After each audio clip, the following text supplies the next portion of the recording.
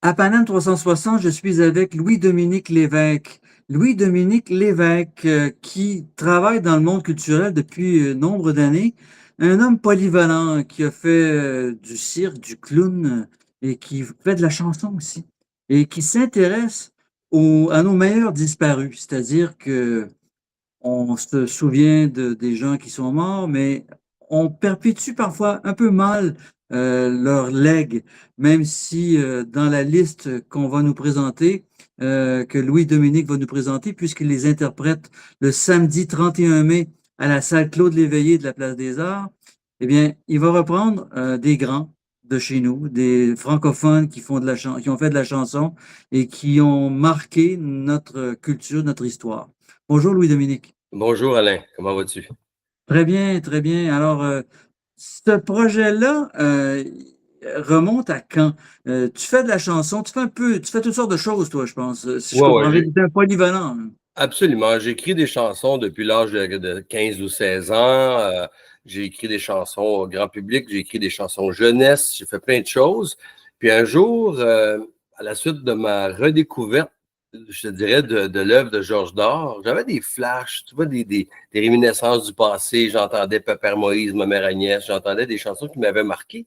Et je me suis mis je dirais, à travailler, à fouiller là-dedans dans son répertoire. Puis ça m'a amené à penser à faire un spectacle qui est un travail de mémoire. C'est pas on n'est pas un band hommage là, comme plusieurs le font. C'est vraiment plus un travail de mémoire. Je raconte des anecdotes. Alors, ce qui m'a amené à ça, c'est Georges Dard.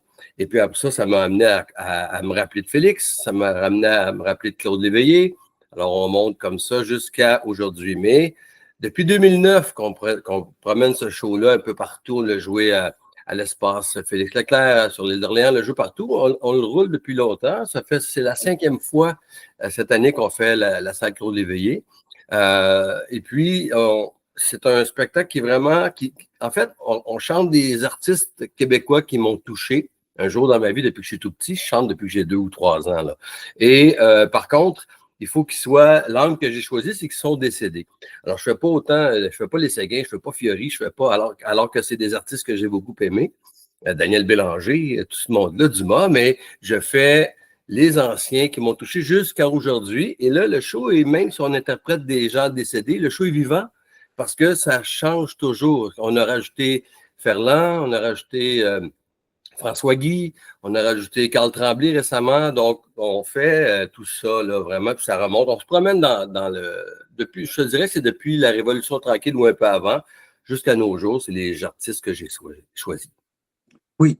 Et ces artistes-là, évidemment, on ne peut pas faire tous les morts, parce qu'il Non, y a eu quand même pas mal d'artistes de la chanson depuis le début de la modernité québécoise. absolument. Et t'as- bon, si on essaie de... Bon, je comprends que ce concept-là existe depuis 2009. Donc, Ouais, ça fait longtemps que tu traficotes ça, là. absolument. On a un album du même nom qui est sorti en 2010 et tout ça, là, ouais.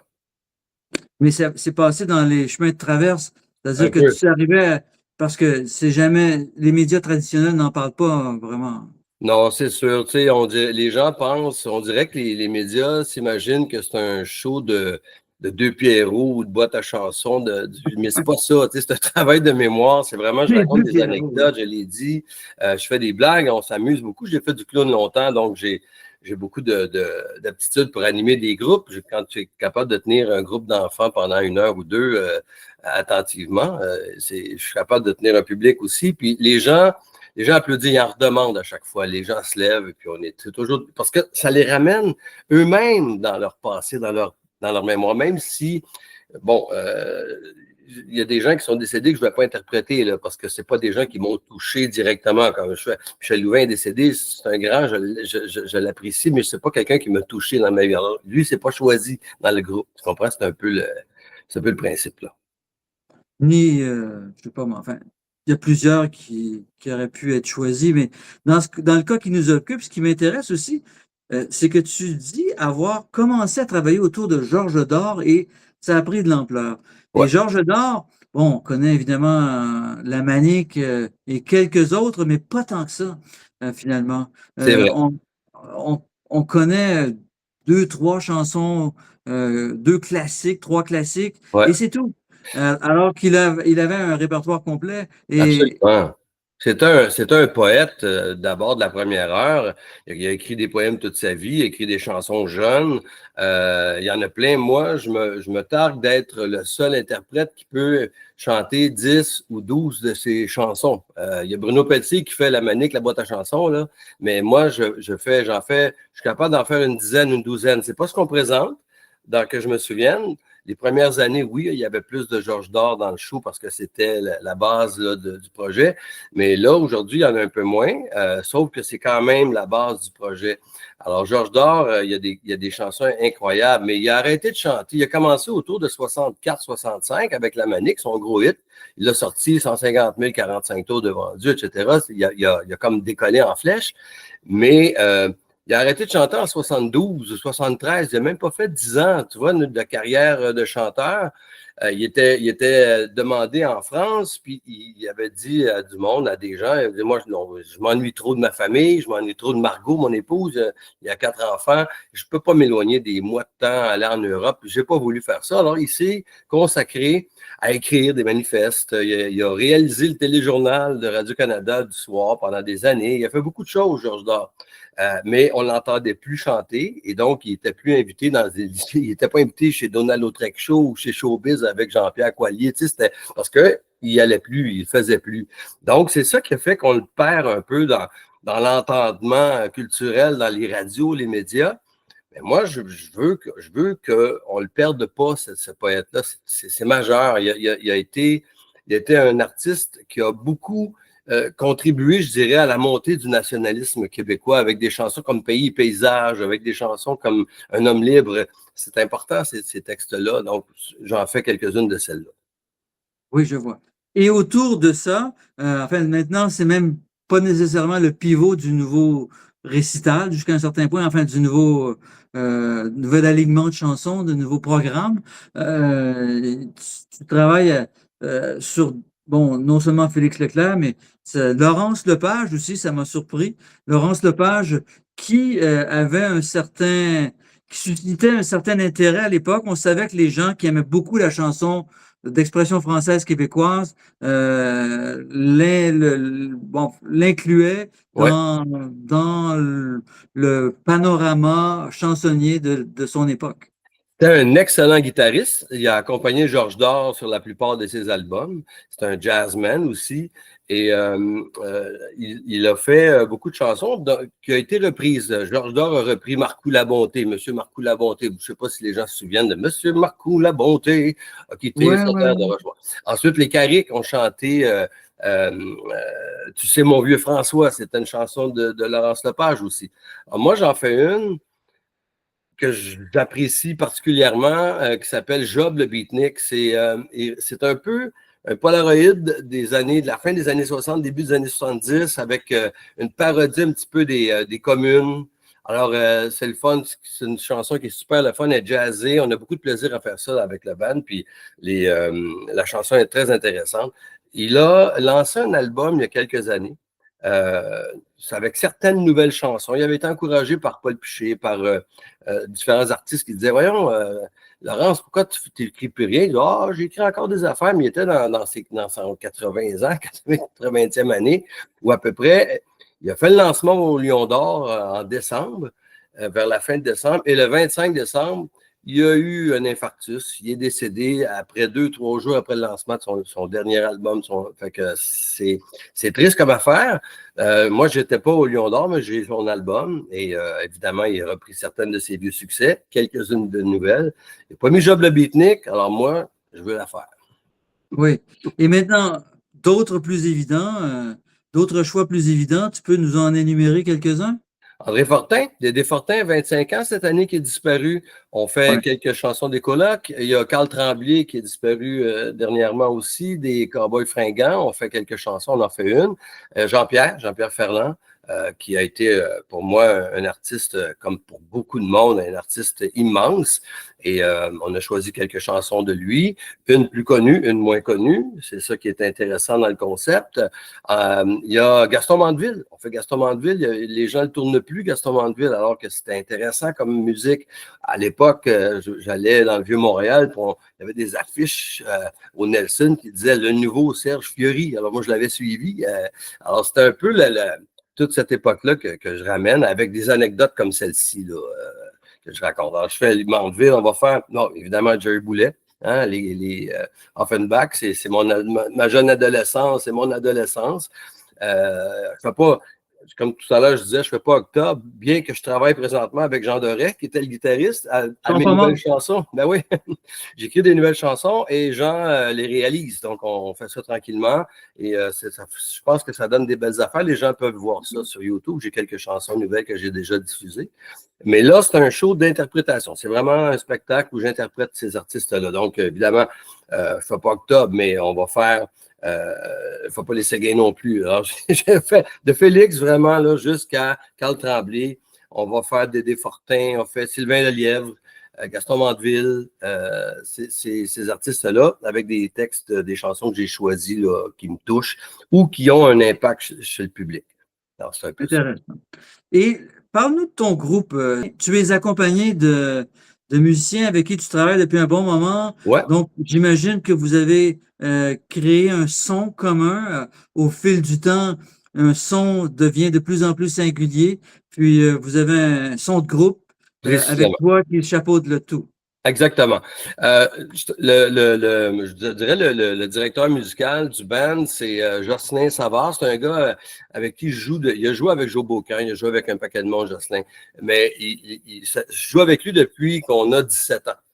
Depuis le secondaire, la fin du secondaire. Donc, c'est intéressant. On ne s'est jamais vraiment lâché. Jocelyn, il y a 4 ans au conservatoire en musique classique. Cette année, il aimait mieux faire de l'accompagnement. Donc, c'est un guitariste qui est assez chevronné. Ensuite, on a Robin Rivet, qui est le bassiste. Robin Rivet, c'est un vieil ami aussi, qui travaille beaucoup. Il fait toutes sortes de trucs, Robin. Il fait un spectacle qui s'appelle l'Hydro Show à chaque année. C'est des anciens employés d'Hydro-Québec qui se ramassent. Ils montent un spectacle pour donner à Centraide, donc c'est quelque chose d'intéressant. Richard Lavalière, lui, je le connaissais moins, je le connaissais pas, je le connais depuis 3 ans maintenant. Il est embarqué dans le groupe, c'est un multi-instrumentiste, alors il sert à beaucoup de choses, mandoline, harmonica, il fait beaucoup de choses dans le groupe, c'est très intéressant ce qu'il fait. Et Dominique Girard, qui est notre batteur, qui est un batteur de Saint-Félix-de-Valois, c'est quelqu'un qui joue depuis... Il se targue de jouer depuis au moins 50 ans, la batterie. Donc, évidemment, on a beaucoup de plaisir ensemble à monter notre son. Puis, effectivement, on a trouvé un son qui commence à être pas mal, je te dirais, pas mal intéressant. On est solide, ça se passe bien, les gens aiment beaucoup ce qu'on fait. En général, évidemment. Puis, on est très fiers du band. Les gars, c'est des bons musiciens. Puis, je les laisse plutôt jouer. Alors, ce que je fais souvent, je dépose ma guitare, puis je ne fais que chanter. Puis, alors, on y va comme ça. Oui, on doit chercher un lien quand même. Là, il y avait des chansonniers, il y avait des gens qui étaient accompagnés par différents types de groupes et différents types de musiciens à l'époque, ceux que tu as choisis. Alors, de quelle manière as-tu trouvé ton ciment pour le son, là? Quand tu montes avec tes collègues musiciens, quel son? Cherches-tu du folk rock? Qu'est-ce que tu cherches? Ouais, je te dirais que c'est un peu ça. C'est folk rock. Effectivement, les chansons les plus anciennes, Félix, Georges Dard, Claude Léveillé, on les réarrange à notre manière, évidemment. Les chansons plus récentes, comme par exemple la chanson des Cowboys qu'on fait, on essaie de respecter plus ce qu'ils ont fait. C'est trop récent. Les gens n'ont pas oublié ces chansons-là, donc on essaie de respecter ça, mais à notre couleur. Donc, effectivement, moi, je n'ai pas la voix de Carl Tremblay, j'ai une autre voix, j'ai un autre thème de voix. Les gens le savent, les gens l'entendent. Et puis, c'est la même affaire avec les musiciens. Chacun joue. Moi, dans celle-là, je prends l'accordéon. Je fais quelques notes juste pour donner le feeling, la tune, toute l'atmosphère de cette chanson-là qu'on fait. Alors, c'est un peu ça. Alors, le lien, c'est comment moi, je me sens par rapport à ça. Je leur joue les chansons à la folk singer, là, avec ma guitare, puis Jocelyn, avec qui je travaille depuis toutes ces années-là, sait ce que j'aime. Quand il prend sa guitare et qu'il fait ses solos, il sait quels sons j'aime, il sait ce que j'aime au niveau du folk, du rock. C'est un peu ça. Donc, on travaille ce lien-là. Et les autres musiciens s'adaptent. Évidemment, une batterie, je veux dire, ça s'adapte. La basse, évidemment, Robin, il sait aussi depuis longtemps. On joue ensemble depuis 2009. Donc, on se connaît maintenant beaucoup mieux. Et quand il y a quelque chose qui ne semble pas aller, on s'arrête, puis je leur explique ce que j'aime, puis j'essaie de leur parler. Je leur parle en couleur, j'aime ça, du bleu, du mauve. Tu sais, c'est bizarre un peu, je sais, mais il y a beaucoup d'artistes qui composent, qui s'expriment comme ça, mais je pense que les musiciens le comprennent. Quand tu dis, je veux que ce soit plus rouge, je veux que ce soit plus orangé, ils comprennent un peu. Fait que c'est un peu, il faut que ce soit rock. Puis Jocelyn, ben, il les guide beaucoup parce qu'il me connaît depuis tout ce temps-là. Il joue depuis, avec moi, sur mes 45 tours qu'on a lancés à la fin, au milieu des années 80, qui tournait à C'est quoi, à Radio-Canada. Il joue avec moi depuis ce temps-là. On a fait la première partie de Francoeur au Club Soda il y a plusieurs années. On a joué beaucoup de choses. Puis Jocelyn, il a toujours été là. Donc, il comprend très bien ce que j'aime. Puis c'est un excellent accompagnateur. Donc, il est très, très bon. Il fait les leads, il fait le rhythm, il fait tout, les fioritures dans les chansons dont on a besoin. C'est vraiment un guitariste exceptionnel. Excellent. Et j'imagine que ça ne s'arrêtera pas là, le 31 mai. C'est une aventure qui existe depuis 2009 et qui va continuer. C'est un genre de work in progress, pour employer un bon terme, une bonne expression française. Tout à fait. Tout à fait.